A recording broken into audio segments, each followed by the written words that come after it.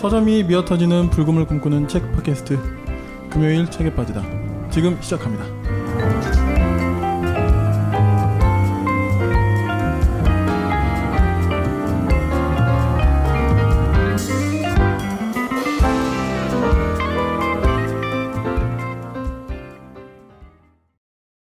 네, 안녕하세요. 안녕하세요. 네, 소개 부탁드립니다. 안녕하세요. 지금 잠깐 왜? 세 번째니까 너무 힘들어. 아, 그냥 해요. 빨리 세 번째. 밥 먹으러 가게. 아, 그래. 네. 다시 저 말하면 돼요, 제가. 네네네. 안녕하세요, 제이입니다. 네, 안녕하세요. 불곰 PD입니다. 네. 뭐였지? 팟캐스트계 동네 서점. 네, 금요일 책에 빠지다를 만들고 있는 불곰 PD입니다. 입니다. 네, 오늘은 지난주에 이어서 이길보라 감독님 특집 네, 2부. 2. 네, 오늘 저희가 다룰 책은요. 기억의 전쟁.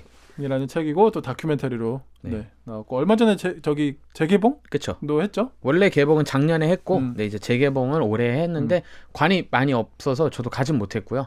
네, 그러나 VOD로도 구매해서 다큐멘터리는 보실 수 있어요. 예, 저는 참고로 VOD로 결제해서 봤습니다. 네, 좋습니다. 네. 불법 다운로드 안 됩니다. 안 됩니다. 굿 네. 다운로더. 네, 그럼요. 그리고 귀찮아. 그리고 다운받아 사는 거는 광고가 너무 뜨죠. 하여튼 뭐 여러 가지로 안 뜨는 게 있구나. 광고? 그러니까 팝업 같이. 아니 다운받은 거 있잖아요. 불법으로. 네, 그런 거. 네. 옮기기도 귀찮고. 네. 네. 스트리밍이 너무 편해요 이제. 네. 네, 벗어날 수가 없어. 구매해서 보시면 좋을 것 같습니다. 네, 오늘 기억의 전쟁에 대해서 같이 좀 이야기 나눠보려고 하고요. 일단 저는 책은 못 봤는데 다큐멘터리는 보고 왔습니다. 좋습니다. 네, 제이님은요? 저는 책은 봤고요. 네. 다큐는 한 앞에 3분의 1 정도 봤습니다.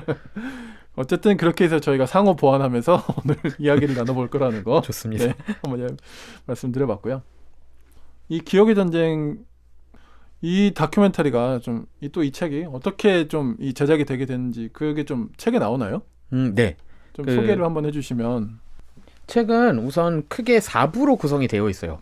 그래서 프리 프로덕션, 그러니까 제작 전, 그다음에 프로덕션, 제작 당시, 그다음에 포스트 프로덕션 해서 제작 후, 그다음에 개봉 해가지고 총 4부 정도로 이루어져 있어요. 네. 물론 그 사이에 베트남을 실제로 방문하는 이야기나 아니면은 베트남 이런 증언해 주셨던 분들, 그러니까 유가족들이죠. 유가족 또는 생존자들이 한국 방문했던 에피소드가 중간중간에 있긴 한데 결론적으로는 어쨌든 이 다큐멘터리 제작 일지를 책으로 낸 거기 때문에 이거는 그렇게 총 4부로 이루어져 있고요. 그 앞부분 프리 프로덕션, 그러니까 아예 앞부분 프리 프로덕션에 어떻게 하게 됐는지랑 그 다음에 좀 재미난 게 그 프롤로그가 너무 좋아요. 프롤로그는 미리 보기를 아마 보실 수 있을 거예요. 인터넷 서점에서. 근데 거기가 기억의 조각들인데 이건 뭐냐면 자기 할아버지 얘기가 나옵니다. 그러니까 실제로 이길보라 감독님의 할아버지가 참전을 하신 걸로 알고 계셨는데 그것을 완전히 이길보라 감독님이 성인이 되기 전에 몇 번의 기억들이 났던 거죠. 이것을 할아버지가 참전했었대, 그때 뭐 할머니가 어떤 부분에서 힘들었었대 라는 것들을 파편적으로 들었던 것들 있잖아요. 그것들을 하나씩 소환해 보면서 결국에는 그런 처음에는 가정사 정도로 이해를 했다가 이거에 결국에는 한국의 어떤 특정 역사 시간대에 일어났던 일이었고 확장이 됐군요. 근데 이게 또 다른 완전 다른 관점으로 베트남에서 그런 피해를 봤던 그러니까 민간인 학살의 피해자가 됐고 유가족이 된 그런 사람들의 이야기까지 알게 되면서 이 기억이 점점 조각들이 모아져서 마지막엔 이걸 한번 담아봐야겠다라고 저희가 알고 있는 전작들, 그러니까 뭐 반짝이는 박수소리나 이런 전에 찍었던 다큐멘터리 작품들 이후에 고민을 하다가 이제 기억의 전쟁이라는 것으로 고민을 하시고 베트남으로 출발하게 되시는 게 나옵니다. 그러니까 이게 제작 아무래도 동기에 크게 움직였던 것 같아요. 네. 그래서 이제 이 베트남전으로 인해 그 학살이 일어나고 한국군에 의해서 학살이 일어나고 그로 인해 유가족이 되신 당시 이제 어렸을 때 어렸을 때고 이제 대표적인 분이 일단 뭐 한 3분 4분이 나오시는데 응무옌 티탄님이 가장 이제 작품으로 따지면 뭐 주인공 같은 그런 분이라고 할 수 있죠. 여기서 스틸컷으로도 많이 등장을 해주세요. 집에 방문하는 이야기도 여기 담겨져 있고요. 네, 맞아요. 아마 이분일 거예요. 네, 맞습니다. 네. 이제 다큐멘터리를 보면서도 이분의 표정이나 이런 것들을 계속 잡아요. 그러니까 이분이 이제 증언을 계속 하잖아요. 일관된 증언을 계속 하시겠죠. 근데 이 다큐멘터리를 보면서 일단 저 그 인상적이었던 부분은 증언 내용도 증언 내용인데 이분의 표정을 계속 잡아요. 특히 이제 마지막에 그 시민평화법정 거기서 딱 카메라 딱 세팅하고 그냥 롱테이크로 롱테이크로 그냥 쭉 그분 발언을 그냥 담는데 그대로 담아버리는 거죠. 예. 그리고 보통 이렇게 되면 편집을 하죠. 왜냐하면 바로 자막으로 그냥 처리하고, 그러니까 한국인 통역사가 한국말로 통역한 부분은 뺄 거 아니에요. 일반적인 편집의 어떤 틀이라면. 그쵸. 그것도 다 담아내면서 그분의 표정을 계속 고정시켜서 담고, 이제 뭐 우시기도 하고 뭐 여러 가지 표정이 나오는 거죠. 그러면서 이제 앰비언스로 이제 그 해당하는 내용에 따라서 앰비언스를 줘요. 예를 들면 뭐 마을에 한국군이 쳐들어왔고 그럼 이제 군화 소리가 팍팍팍팍 나고 그런 식으로 이제 구성을 했더라고요. 그리고 이제 저도 이제 뭐 이런저런 뭐 농성 현장 이런 데도 좀 다녀보면서 그분들이 말씀하실 때 그 표정이 있어요. 그분들의 어떤 거기서 사실 그 표정이 그 얼굴 표정이 더 많은 말을 한다고 때로는 그런 생각이 들어요. 역시 이 다큐멘터리를 보면 저도 좀 그런 걸 느꼈어요. 네. 이분의 표정이 사실 더 많은 말을 하고 있구나. 그걸 또 포착해냈구나. 네. 그런 것도 좀 느껴졌고요. 네. 이 다큐멘터리에 대해서 좀 더 설명을 드리자면, 그러니까 이제 이렇게 피해자가 계시고 또 한편에서는 그 한국군이라는 가해자가 있죠. 그렇죠. 그런데 이 둘의 기억과 입장이 충돌을 하는 거죠. 예, 완전히 다르죠. 네. 그리고 그러니까 다큐멘터리에서도 이제 그걸 굉장히 딱 대조해서 보여준 거거든요. 첫 번째 이분이 이제 방문하실 때 응우엔 티타님이 한국 방문해서 이제 뭐 시민사회 초청을 받아서 이제 발언을 하시러 오신 거죠. 근데 이제 이분은 그런 막연한 기대를 하셨던 것 같아요. 왜냐하면 처음이니까 이런 방문이 떨리기도 하겠지만 그렇죠. 누구 한 명은 와서 사과를 하지 않을까? 그런 기대를 하셨던 것 같아요. 근데 정반대 현상이 일어나죠. 근데 이제 뭐 와서 군복 입은 할아버지들이 와가지고 과격한 시위를 하시니까 막 그 뭐라고 해야 베트콩이다? 하여튼 뭐 그러니까 공비처럼 그러니까 공산주의에 완전 빠진 사람들처럼 플랜카드 걸어놓고 뭐라 하죠. 정확히 따지자면 우리는 그런 이야기를 해요. 어떤 할아버지가 그 참전 군인이시겠죠. 우리의 철책이 있었는데 100명의 베트콩을 놓치더라도 한 명의 양민을 보호한다 했다. 일부의 그런 맞아요. 일들이 이렇게 일부의 그런 일들이 있을 수 있었는지 모르겠고 전쟁이라는 것이 불가피하게 그런 비극이 발생하는 것은 안타깝지만 우리가 일부러 그런 게 아니야라고 하면서 이제 굉장히 과격한 시위를 하는 거죠. 맞아. 베트콩도 양민이냐? 민간인 피해 행세를 즉각 중단하라. 사진 다 걸어놓고 그런 것도 이제 그러면서 이제 한 무서운 이야기 하나 있는데 그 참전 군인 중에 한 분이 어쩔 수 없었다. 불가피한 희생이다. 전쟁은 그런 것이다. 라는 걸 이제 그런 발언을 해요. 그러니까 얼마나 사실 무서운 이야기예요. 그렇죠. 그리고 어쨌든 유가족이고 피해자이신 그 응우엔 티탄님이 티탄 맞나? 티탄. 응우엔 티탄님이 저는 그래서 편하게 탄 아주머니라고 그냥. 네. 그렇게 부르셔도 되고 이분이 오셔가지고 그런 군복 입은 그 시위대를 봤을 때 얼마나 공포스러웠을까 그런 생각하면 그 재현되는 느낌도 있고요. 그니까요. 참 이게 막 지금 생각해도 막 송구스럽고 막 그런 감정이 있잖아요. 그러니까 이제 이분도 이제 충격을 받으셨겠죠. 네. 그래서 이제 그런 부분들을 쭉 보여줍니다. 기억의 전쟁이라는 타이틀이 굉장히 적절한 것 같고, 네. 그런 그렇죠. 생각도 들고요. 총칼로 당연히 전쟁을 했지만 지금은 그게 끝났잖아요. 그런 전쟁은 다음 세대로 넘어왔죠. 근데 이제는 이제 기억이고 그 기억 안에는 뭐 용서가 있을 수도 있고 진상 규명이 있을 수도 있고 이런 것들이 다 포함돼서 제목도 너무 좋았고 한 역사를 바라보는 여러 가지 시선, 그렇죠? 그게 다 섞여 있고, 그렇죠. 진짜 네. 저는 그걸 이제 한국 그 국사도 좋아했어가지고 공부하다 보면 처음에는 막 그냥 승자 위주의 역사만 배웠잖아요. 그리고 그런 에피소드들이 유명했고 뭐 의자왕과 삼천궁요. 나중에 실제로 역사물을 계속 좋아해서 공부하고 읽다 보니까 우선 3,000명이 떨어질 만한 데도 아니었고, 그리고 그런 역사 기록을 남긴 사람들이 승자의 관점에서, 그러니까 승리자의 관점에서 패자의 기록을 남긴 거기 때문에 한쪽은 악마화를 해야 되는 거죠. 당연히. 더 찌질해야 되고. 맞아요. 더 찌질하고 처참하고 성적이나 윤리적으로 문란해야 되고, 그런 것들을 이제 조금씩 알게 되면서 결국엔 역사도 팩트가 아닐 수 있다. 기억이다. 라는 해석이다. 라는 생각이 들었는데, 이번 것도 되게 한국 근현대사의 그 중요한 이야기가 다른 방식으로 기억되는 것을 잘 다뤄준 것 같더라고요. 또 이제 다큐멘터리에서 인상적인 부분은 위안부 피해자 할머니들과 만나시잖아요. 만나시고 연대하는 장면이 나와요. 참 많은 것을 포괄하죠. 이 역사의 아이러니. 우리는 그렇게 일본에게 그런 그 가해에 대해서 굉장히 비난하지만 또 우리가 가해자인 입장이기도 한 거잖아요. 그렇죠. 그거에 대해서는 지금도 한국 정부가 제대로 된 입장을 내놓지 않고 있다고 하는데, 뭐 정부 입장에서는 뭐 외교적인 여러 가지 다양한 실타래들이 얽혀 있겠지만은 또 그렇지만 분명한 학살은 일어났었고, 그렇죠? 뭐 그거에 대해서 당연히 우리 정부, 우리 국민도 공식적으로 사과하고 그래야 되는 거잖아요. 그러니까 이게 참 아이러니한 거죠. 그렇죠. 근데 그렇게 안 한 역사가 너무 쌓인 것 같긴 해요, 한국은. 뭐 친일파 청산 문제도 사실은 해결되지 못한 채 너무 오래 왔고, 사실은 이제는 저는 약간 의구심이 들기까지 해요. 청산을 할 수 있을까, 이제? 너무 세대가 너무 교체도 많이 됐고, 이제 나랑 상관없는데 나의 그런 가정적 백그라운드 때문에 혜택을 받을 수도 있고 어려움을 당할 수도 있는데, 이걸 이제 개인적 차원으로 끝날 수 있을까? 정부가 이제 뭔가를 나서서 전체적인 해석을 내리든 사과를 하든 뭐 청산을 어디까지는 하고 어디를 멈출지에 대한 좀 정리가 이제 개인의 손을 떠난 것 같긴 해요. 저희 나라만 봐도 저는.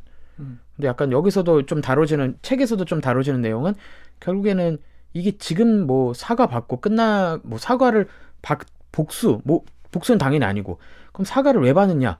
그럼 결국 기억에 대한 내용이기 때문에 사실 막 경제적인 측면이 당연히 저는 포함돼야 된다고 보지만, 우선은 이걸 어떻게 기억될 것인가, 그리고 결국에는 그런 식으로 세대의 어려운 과제들을 좀 정부가 이제 좀 책임감을 느끼고 해야 되는데, 그런 부분에서는 아직 그 책임을 지고 있지 않죠.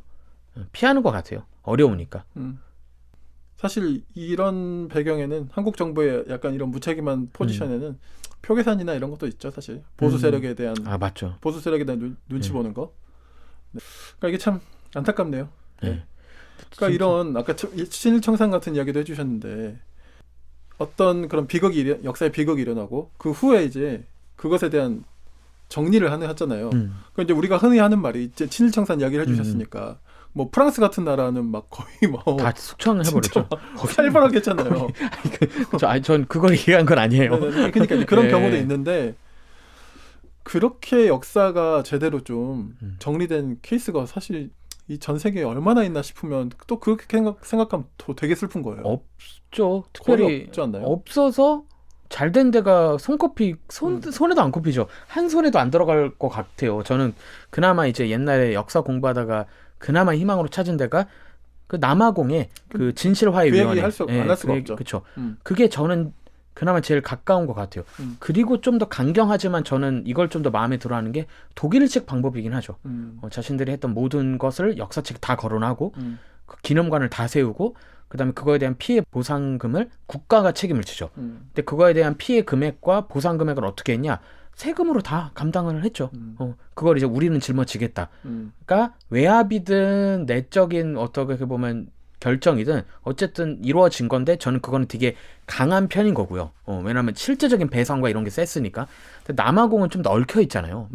왜냐하면 그 안에 있는 부족 간의 싸움이고. 그렇죠. 근데 이게 또 그냥 둘이 증오해서 일어났다기보다는 그 전에 있었던 아파르헤이트 같은 이미 백인 우월주의 같은 것들에 이들이 어떻게 보면 이용당한 측면도 있기 때문에 되게 복잡한 이해관계가 있었지만, 그걸 그래도 직후에 넬슨 만델라 중심으로 하고 그다음에 데스몬드 투투가 중심으로 해서 그걸 종교의 힘, 뭐 여러 가지 힘을 통해서 최대한 빨리 해결을 하면서, 그렇지만 규명을 하려고 했던 시도였기 때문에 전 이게 좀 더 한국에 맞는 것 같긴 해요.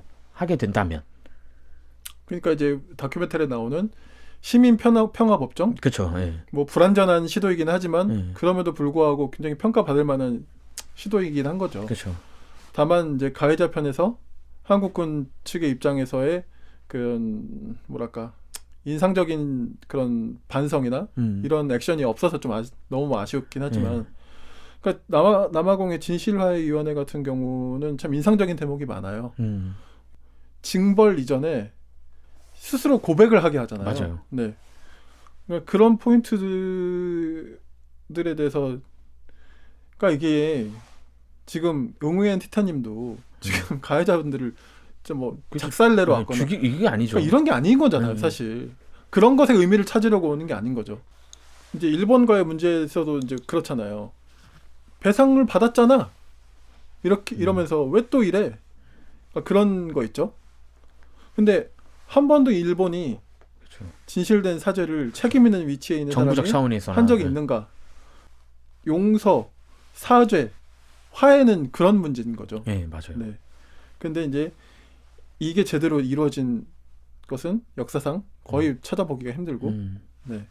그래서 저는 남아공이 특수 케이스라고도 볼 만큼 데스몬드 투투의 유명한 책이 이제 용서 없이 미래는 없다. 네. 영어 원제도 거의 그래요. No future 막 이래가지고 그러니까 그들은 근데 이제 그 당시에는 다행히 정권이 한번 교체가 됐고 넬슨 만델라 같은 캐릭터 등장하면서 그 당시 방향성은 우리나라가 미래로 이제 나아가야 되는데 너무 쪼개지니까 그에 대한 해결책으로 이렇게 우리가 다룬 진실화해위원회 같은 케이스가 나오니까 국가 전체에서 그래도 따라가려는 분위기가 컸던 거죠. 그래서 양쪽에서는 한쪽은 사과를 하려고 해야 되고 이제는 나아가야 되니까 한쪽은 용서를 국가나 종교를 통해서 용서를 부탁받고 그래서 그런 관계에서 해결을 받던 건데 근데 만약에 오늘날 사실 한국처럼 잘 덮어놨는데 그러니까 이미 끝난 문제여서 잘 해결됐는데 왜 그러냐 사실 일본도 그런 입장이거든요. 그런데 왜 들쑤시냐 그러니까 우리 외교 그런 수입 수출 문제 규제하겠다 이런 식으로 대하는 거고 일본 케이스는 근데 우리나라는 지금 침묵으로 계속 가고 있잖아요. 근데 그런 거는 좀 방향은 다를 수는 있죠. 왜냐하면 이제 남아공 같이 나아가야 되기 위한 정리였고 근데 우리는 사실 과연 이게 정말 국민들 한 명 한 명이 다 이 문제를 해결하지 않으면 미래가 없다까지는 나아가기엔 힘들죠. 왜냐하면 이미 시간이 좀 지나가지고 근데 그걸 마주하는 거는 정말 필요한 것 같아요. 그러니까 이게 그리고 이제 그 지난주에 저희가 다뤘던 해보지 않으면 알 수 없어서에서도 이길보라 감독님도 그런 이야기 하세요. 참전 군인들의 입장에서도 생각을 합니다. 아 맞아요. 어느 정도의 진실이 또 포함되어 있는 것도 그 무엇이냐면 진짜 책임을 져야 하는 것은 한국 정부고 그 한국 군의 책임자죠. 그 파병을 하고 그쵸. 그 작전을 그 명령하고 작전을 계획하고 명령한 그 수뇌부. 그렇죠. 그리고 사실 그들에게 가장 큰 책임이 있죠. 맞아요. 그리고 그 전체적인 한국군의 참전과 참전 후 베트남에서의 그런 전투 계획을 구성한 미군의 잘못이 크죠. 그럼요. 실제로 그런 그런 임무가 많았대요. 그 우리가 말하고 있는 그냥 민간인과 적으로 간주할 수 있는 그런 세력에 베트콩이라고 불렸던 그런 세력에 있었던 분들이 섞여 있는 중간 지역에 많이 보냈다는 거예요. 근데 언제까지 안 하면 지원군 하나도 없고 이런 식으로 이제 내몰아 치니까 사실은 그러니까 정부와 그런 기관들의 문제가 더 컸던 거죠. 그러니까 이제 그래서 그 응웬 티타님이 처음에 오셨을 때 그 막 과격한 시위를 하시던 참전 군인분들도 아까도 이제 잠깐 소개해드렸지만 근데 그런 이야기 억울하다면서 호소를 하는 게 이제 그런 거예요. 그들이 가장 큰 책임을 져야 하는데 왜 우리한테만 뭐라고 하냐 이제 이런 거죠. 일말의 진실이 없는 이야기는 아니지만 그렇죠. 이제 그럼에도 불구하고 사람이 죽은 건 확실하고 한국군으로 인해서 누군가 죽었잖아요. 그리고 그 시민평화법정에서도 그 응우엔 티타님이 뭐라고 하시냐면 그러니까 그분도 진짜 생각을 많이 하고 발언을 하신 거죠. 이 자리에 있는 참전 군인들 한 명이라도 나와서 사죄하십시오 이렇게 말하지 않아요. 정확히 그 우리 마을의 학살 사건에 가담하신 분이 있다면 사과를 듣고 싶다라고 그렇게 정확하게 워딩을 하시더라고요. 그러니까 정말 불필요한 오해를 줄이기 위해서 정말 고민한 워딩인 거죠, 사실. 그렇죠. 네. 그런 참전군이 또 입장에서는 나는 그 현장에 없었는데 내가 왜 사죄를 하지? 저 사람한테. 그럴 수 있는 거잖아요. 그러니까. 근데 얼마 전에 그 광주 학살 당시에 그 계엄군이었던 분이 자신이 가해에서 숨지게 된 분의 아버지인가요? 그분을 찾아가서 그 직접 사죄를 하신 케이스가 있었어요. 저 그거 보면서 너무 막 좀 마음이 좀 그랬는데. 그렇죠. 바닥에 완전히 거의 바짝 엎드리셔가지고 그러니까 이제 그렇게 하는 것 자체도 그분의 피해자분께는 고통일 수 있잖아요. 그러니까 뭐 여러 가지로 그래서 막 고민을 엄청 하셨겠죠. 근데 이제 어쨌든 주변과 잘 상의해서 그래도 한번 이렇게 하시는 게 좋겠다라고 해서 그분도 이제 용기를 내신 거죠. 또 이제 그분이 또 그걸 또 수용해 주시고. 저는 거기에 힌트가 좀 있다고 봐요. 당연히 군 수뇌부 뭐 어쨌든 전두환 씨의 잘못이 가장 크고 그 밑에 그 함께 따른 그 명령을 내린 그 사람들이 가장 크죠. 그렇죠. 그러니까 우리가 근데 그걸 다 알잖아요, 사실. 우리도 이해하잖아요. 그럼에도 불구하고 그렇지만 인간이기 때문에 그분들의 사죄가 당신의 명예를 떨어뜨리는 게 아니라는 거죠. 오히려 그분들의 명예가 더 올라가는 거예요, 사실은. 그렇죠. 진정한 책임감 있고 한 인간으로서 시작점인 거죠. 그 부분을 보면서 굉장히 참 여러 가지 생각을 하게 됐는데 결국 이제 이 다큐멘터리의 마지막에도 누가 나와서 먼저 아직도 여전히 사과를 하신 사람은 한 명도 없었다라고 하는데 저는 우리 어르신들이 용기를 내시면 좋겠어요. 그렇죠. 네. 그렇게 이 역사를 좀 정리하는 것에 도움을 주시면 좋겠어요. 그렇게. 근데 진짜 그 세대가 좀 시대가 너무 안 좋긴 했어요. 68년이잖아요. 그러니까 우리나라가 64년부터 73년 이제 파병을 했는데 6.25가 끝난 지 얼마 안 됐어요. 그러니까 어떤 실제로 참전 군인들은 6.25를 경험한 분이에요. 직간접적으로. 그러니까 참전을 했든 안 했든 자기 가족이 죽고 누구에 의해서 그러니까 북한 공산주의 소련군에 의해서 죽었던 거를 실제로 봤거나 경험을 했거나 그게 이제 그 적개심이 어마어마한 거죠. 그리고 전쟁 피해. 그렇지. 그리고 6.25 끝나서 뭐 미군이 도와줬던 어마어마한 뭐 서구 세력의 지원이 있었지만 그래도 우리나라 엄청나게 가난했단 말이에요. 그럴 때 베트남 갔다 오면 부자 될 수 있고 나라를 위한 일이고 그리고 베트남도 지금 남북으로 쪼개져서 공산주의와 싸우고 있다라고 하면 그들 입장에서는 가야 됐을 거고 가야 될 것 같았고 그리고 그런 여러 의무감과 여러 맥락에서 가게 된 거죠. 근데 갔는데 또 이제 저는 이제 베트남 참전했던 한국인 관점에서 쓰여진 여러 기록들을 예전에 봤었는데 어마어마하게 힘들었죠. 밀림이고 열대우림이잖아요. 근데 거기다 고엽제. 그러니까 미군의 어떠한 제대로 된 지원도 없이 사실 최악의 환경으로 우리나라에 참전했던 군인들이 글로 가버렸을 때 그들이 떠오르는 악몽은 하나인 거죠. 6.25밖에 없잖아요. 근데 사실 6.25 때도 비슷한 사건들이 많았잖아요. 그 민간인들 사이에 북한군들이 숨어있기도. 근데 그거는 어느 전쟁이나 마찬가지인데 그랬을 때 그들은 단 하나의 목적만 빼고 없어진 느낌은 있어요. 그러니까 생존. 가족을 위해 내가 왔으니까 죽으면 안 된다. 그러니까 그냥 쏴버리면서 했는데 문제는 거기서 돌아온 이후에 분명히 알았을 거예요. 그게 얼마나 끔찍한 짓이었는지. 왜냐면 어떤 그 민간인 학살 사례 중에서는 빨래터를 그냥 싹쓸이한 적도 있는데 수리탄을 던지고 마을에 사람들 모아놓고. 근데 그걸 인정하는 순간 자기에 대한 부정하고 너무 직결적인 거죠. 근데 자기는 6.25를 겪은 세대잖아요. 그러니까 그 광주 사건보다도 어떻게 보면 더 6.25랑 근접해 있는 사건이기 때문에 참 그 참전 군인들의 입장에서도 정말 어마어마한 트라우마로 남을 거고 고통인 건 맞는데 근데 그걸 또 이제 당한 베트남 입장에서도 그건 잊혀질 수가 없는 사건이죠. 그러니까 이게 저도 명확하게 인식을 못하고 있었더라고요. 베트남 전쟁이 우리가 참전은 그때부터 했지만 시작은 55년부터 시작되더라고요. 네, 맞아요. 그러니까 이게 그러니까 물론 이걸 단순 비교하면 안 되지만 역사를 서로 비교하는 거는 좀 안 될 일이지만 그러니까 그래 6.25 전쟁은 그래도 한 3년에 끝냈잖아요. 베트남 전쟁 20년을 한 거예요. 20년을.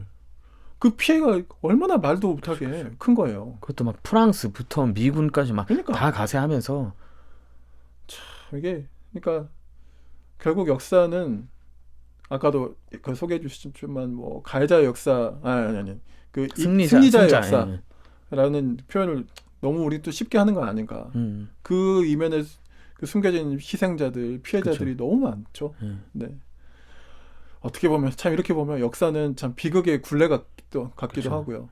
저는 그 예전에 캄보디아를 한번 가본 적이 있었는데 또 프놈펜에 있는 킬링필드. 뭐 프놈펜에만 있는 게 아니죠. 네. 사실 폴포츠. 킬링필드가 온 캄보디아의 사방에 와, 어마어마하게 있거든요. 그렇죠. 저도 이제 그 지역 중에 한 곳을 간 건데 그 참 뭐지? 그 위령탑 같은 건데 그것도 어마어마한 게 그 희생자들의 유골을 그대로 쌓아가지고 높이 쌓은 아직도 나오고 있었어요. 있으니까. 보면서 할 말을 잃게 되죠, 진짜로. 저도 갔었는데 제일 소름 돋았던 게 뭐 위령탑도 다 소름 돋았고 있었는데 전 두 곳이 아직도 기억에 꿈에 가끔 나올 정도인데 하나는 표지판이 있어요. 그러니까 길이 있고 길 밖에 잔디밭인데 뭐라고 써 있냐면 들어오지 마세요.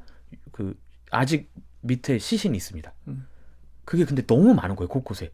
지금도 계속 나오니까. 얼마나 더 있는지 모르겠어요. 네. 그리고 두 번째 거는 학교.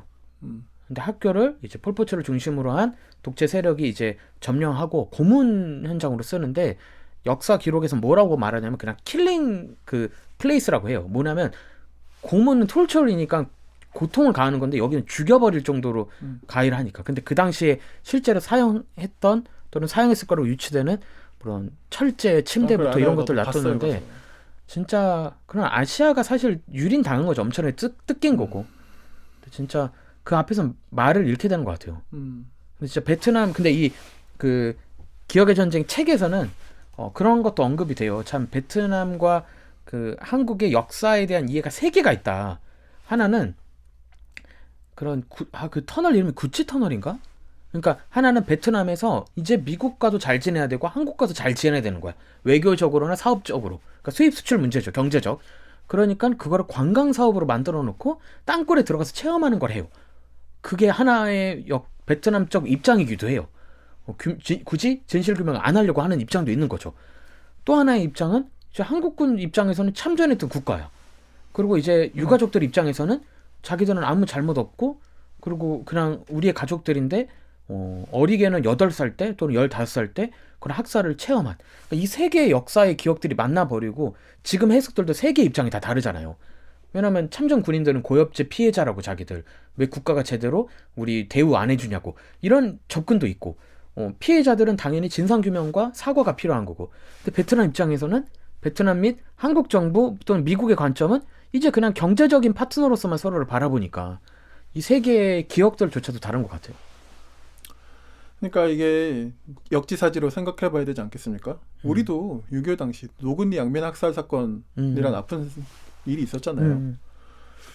지금 근데 이 노근리 사건 같은 경우는 미군도 계속 부인을 하다가 어쨌든 양심선언 같은 게 이어지고 그러면서 결국에는 2001년에 한미양국 조사단이 꾸려지고 그래서 미군에 의한 양민 학살에 대한 게 인정이 됐고 빌 클린턴 대통령이 노근리 사건에 대한 유감을 표명했다고요. 그러니까 이런 점들 어쨌든 이렇게까지 갔잖아요. 여기에서 우리가 또 좀 역지사지를 좀 봐야 되지 않을까. 네, 그런 생각이 좀 드네요. 그렇죠.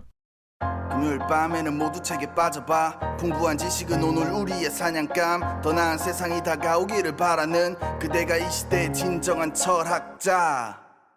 저는 이게 아까 잠깐 앞에서 다룬 뭐 데스먼드 투투의 책 뭐 용서 없이 미래는 없다가 전 근데 오늘날 우리에게도 적용이 되는 것 같아요. 그러니까 저는 한국인의 그런 인종차별이 엄청 심한 것 같아요. 그러니까 한국인이 가하는 그러니까 우리가 가해자가 되는 거죠. 불법 체류자 문제부터 불법 체류자가 아닌 정말 그러니까 이주 노동자들 있잖아요. 우리나라에 그건 처우나 이런 문제 비닐하우스에서의 사망 사건 같은 것들이 계속 밝혀지는데도 사실 정부의 방침도 제대로 변화가 없고 인식들도 아직도 일어나지 않고 있고 저는 이제 필리핀에서 있었을 때는 제일 심했던 게 코피노. 그러니까 유학생들이랑 사업하시는 분들이 와서 필리핀에서 연인을 만들어요. 아이가 나와. 또는 임신한 걸 알면은 버리고 그냥 가는 거예요. 무책임하게. 추적을 하기 힘들 거니까 당연히. 근데 그 인구가 그냥 10,000명, 20,000명이 아니에요. 좀 집계된 것만 해도 수십만 명이 나올 정도로 이게 너무 큰 사건인데 이거에 대해서 한국 정부 뭐 제대로 된 당연히 반응 없고 찾으려고 하지 않잖아요. 근데 여기도 또 이해가 갈려요. 필리핀 정부는 당연히 한국과 잘 지내야 되고 한국 정부는 쉬쉬하고 그 가해자들은 당연히 한국에 숨었으니까 굳이 찾으려고 하지 않고 거기 있는 사람들만 어려움을 겪잖아요. 그런데 그게 거기서만 끝난 게 아니라 제가 필리핀에 있었을 때는 그게 필리핀 내부의 소리였거든요. 이제는 한국도 알아요. 코피노라는 게 이슈화가 된지. 그렇죠. 그런데 이제는 그 문제가 계속 커지는 것 같아요. 그걸 덮으려고 하면은 전 역사의 과오는 덮이지 않는다. 계속 썩어 들어가는 게 있는데 그게 지금은 또 일어나는 게 다문화 가정들이 진짜 많거든요. 우리 주변에. 근데 아직도 우리가 접하는 TV나 매체에서는 다문화 가정이 특이한 걸로 나와요. 너무 이상하고 주목받고 조명이 막 때려주는. 아니 사실은 드러나지도 않아요. 그러니까 한국 가정 하면은 그게 배경이 약간 농촌이든 도시든 뭐 어디든 상관없이 사실 다문화 가정 등장조차도 안 하는데 제 친구도 좀 지역 쪽에서 농촌 근처에서 이제 학교 선생님 하는데 대부분이 다문화 가정 아이들이래요. 베트남 혼혈이든 이렇게 혼혈 아이들인데 다 한국말 당연히 다 잘하고 하는데 그 안에서도 자기들끼리 피부색으로 서로 차별하고 그리고 그 아이들이 수도권 쪽에 와서 일자리를 할 때 제일 어려운 게 너 결국에는 한국인 아니지 않냐라는 식의 논의인데 전 이게 계속해서 한국이 덮으려고 했던 그런 타인종, 특별히 아시아권에 대한 차별이 이어져서 계속 발생하는 것 같아서 이거 없으면 우리나라는 계속 지금 가하고 있는 타인종에 대한 특별히 그런 백인종에 대한 엄청난 우상시함과 아시아권 그리고 흑인 타인종에 대한 그런 차별과 혐오가 계속 더 늘어날 것 같아서 그게 제일 염려스럽더라고요. 또 우리나라도 좀 반성할 게 좀 많아요. 네. 그렇죠. 이러면서 또 백인종들에게는 또 뭔가 좀 뭐 아시죠? 네. 그런 얘기를 또 하면 한두 끝도 없고. 네. 아무튼 좀 반성은 좀 할 때는 제대로 좀 해야 되지 않나 그런 생각 들고. 그리고 또 이제 이 다큐멘터리를 만드는 과정, 또 만드는 사람들의 연대도 굉장히 전 좀 주목이 되더라고요. 프로듀서 2분 그리고 촬영 감독 다 여성분들이고. 맞아요. 네. 그 얘기 좀 해주시죠. 네. 이게 제가 해보지 않으면 알 수 없어서에서도 좀 언급이 되거든요. 살짝. 네네. 네. 우선은 저희가 이길보라 감독님 특집이라고 했는데 네.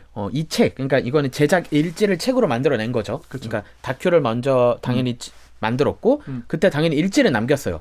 그러다가 출판사 제안을 받으면서 책으로 냈는데 사실 이 책은 공저입니다. 그래서 이길보라 감독님 그 다음에 이어지는 거는 이제 촬영 또는 프로듀서로 참여하신 곽소진, 서세롬, 조소나 이렇게 프로듀서 또는 감독님들이 참여를 하셔서 현장에 대부분 다 같이 가셨고 그 다음에 뭐 다큐에서 나오는 내용인데 증언을 하실 때 한국에 방문을 하시거나 아니면 베트남에서 그런 함께 그 학살이 일어난 마을에서 제사를 같이 드릴 때 실제로 가서 참여도 하시고 하는데 이 책의 제일 좋은 점은 각 그 참여하신 분들의 이야기가 다 나와요. 그러니까 이길보라 감독님 관점에서 할아버지 얘기부터 시작되면서 기억의 조각들을 모으는 얘기도 당연히 나오고 농인 얘기도 살짝 나오지만 여기서 처음 이제 이름을 본 뭐 곽소진, 서세롬, 조선아 이렇게 참여하셨던 프로듀싱이나 이렇게 감독으로 참여하셨던 분들의 관점에서 얘기가 나와요.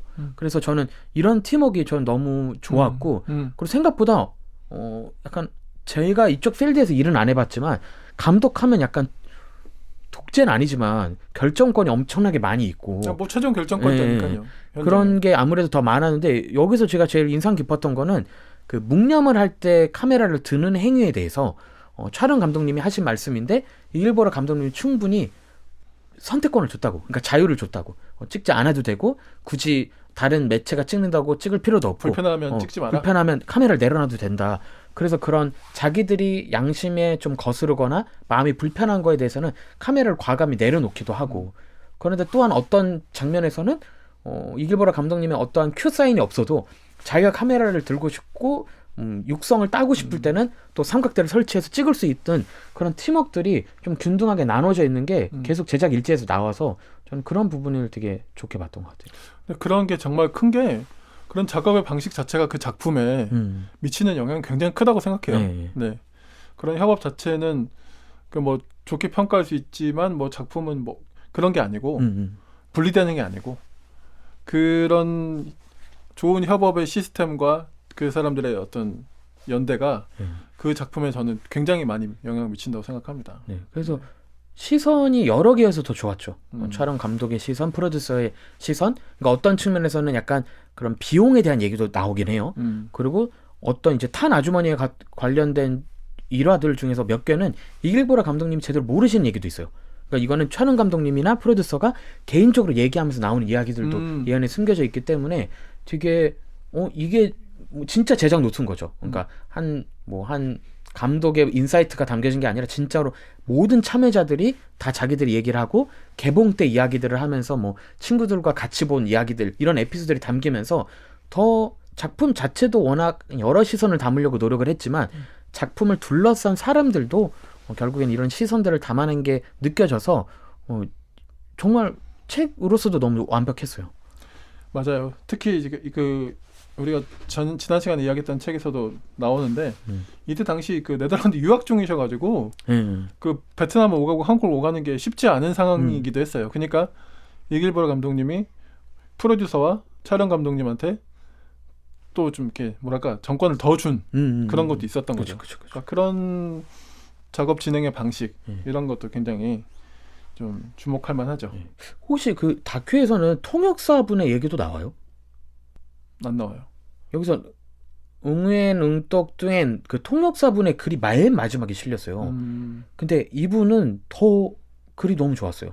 그래서 모두가 각자의 기억을 이야기할 때 해가지고 베트남어와 한국어 사이 하면서 자신의 진짜 개인적인 얘기부터 증언에 대한 얘기, 그다음에 자기가 개인적으로 공부한 이야기, 그다음에 한국 TV 채널, 막 아리랑 TV 같은 거 얘기하면서 여기서 다루었던 베트남의 이야기들을 담아내면서 좀 더 진짜 시선이 누구도 배제하려고 하지 않았고 이벤트성으로 담은 느낌이 아니어가지고 저는 제작 일지를 재밌게 봤습니다. 어쨌든 이 이길보라 감독님의 작업 방식의 특징이 이제 굉장히 딱 특징으로 자리매김한 것이 작품을 하고 그 작품에 대한 일종의 커멘터리처럼 그렇죠.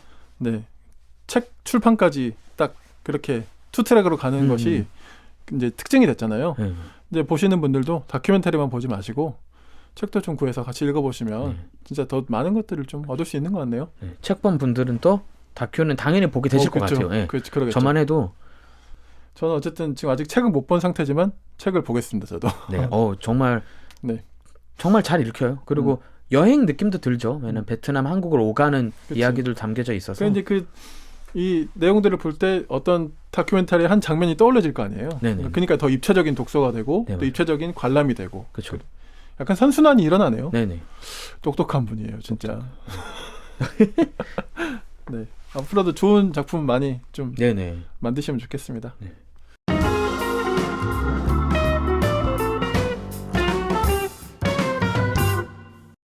네, 저희 이렇게 해서 2주간에 걸친 이길보라 감독님 특집 네, 2편 재밌게 들으셨는지 모르겠는데 우리가 사랑한 내일들 때도 이야기 제가 나눴지만 세상이 안 바뀌는 것 같아도 이렇게 자기 일에서 자기 영역에서 그냥 정말 최선을 다하고 다른 관점으로 최대한 또 보려고 하고 작든 크든 어떤 그런 시도를 계속 꾸준히 해나가는 그런 분들이 계셔가지고 또 그런 뭐랄까 진보가 있는 것 같아요. 네, 이런 분들의 삶과 일을 좀 응원하고 싶고 반갑네요. 동갑이어서 저도. 이렇게 동세대. 이길보라 감독님 좋네요. 이제 저 같은 늙은이들은 이제 좀 표정을 죄송합니다. 농담이고요. 네, 하여튼 저희도 굉장히 재밌게 이야기 나눴던 것 같고요. 네, 다음 주에 또 다른 작품으로 또 찾아오도록 하겠습니다. 네, 또 찾아오겠습니다. 수고 많으셨습니다. 수고 많으셨습니다. 밥 먹으러 가야죠. 이제 멕시칸 먹으러 가겠습니다. 너무 배고파가지고 근데 저번에 갔던 데 그냥 다시 가버릴까 왜 그런 생각도 사실 살짝 했어요. 아무튼 수고 많으셨습니다. 수고 많으셨습니다. 감사합니다. 감사합니다.